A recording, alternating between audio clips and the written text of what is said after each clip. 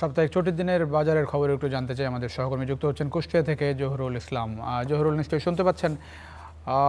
তেলের বাজারের অবস্থা তো খারাপ, পাম্পে দীর্ঘ লাইন, সব মিলিয়ে বাজারে কী ধরনের প্রভাব আছে একটু জানাবেন। বাজার দরের সম্পর্কে একটু জানতে চাই।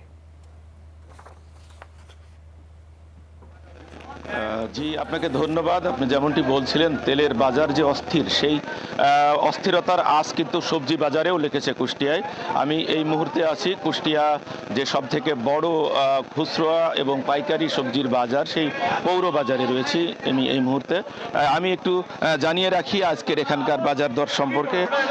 গেল 10-15 দিন ধরেই কিন্তু এখানে সবজির বাজার চড়তে শুরু করেছে। আমি একটু কয়েকটি সবজির দাম জানিয়ে রাখি। আজকে আমি এখানে এসে যেটি দেখেছি, লাউ বিক্রি হচ্ছে 50 টাকায়, ঝিঙা বিক্রি হচ্ছে 60 টাকা কেজি, ঢেঁড়স পাওয়া যাচ্ছে একটু কম দামে 30 টাকা কেজিতে বিক্রি হচ্ছে।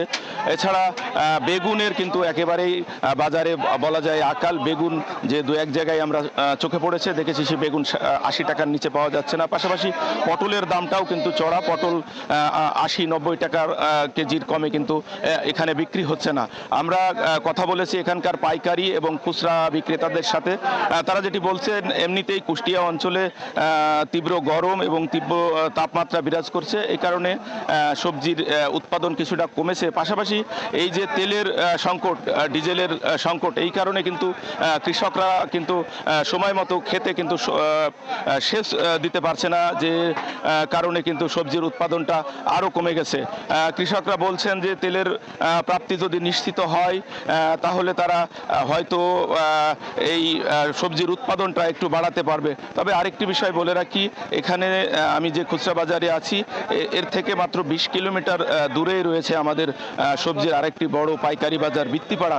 সেখানে আমরা খোঁজ নিয়েছি, সেখানের বাজারের থেকে কিন্তু এই কুষ্টিয়ায় এই যে পৌর বাজারে এই যে খুচরা যে সবজিগুলো বিক্রি হচ্ছে, সেখানে কিন্তু মূল্যের বেশ তফাৎ।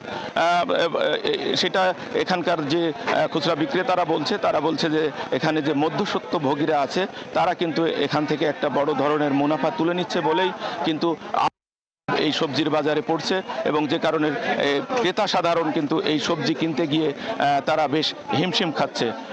তো এই ছিল আমার কাছে কুষ্টিয়ার সবজি বাজারের সর্বশেষ।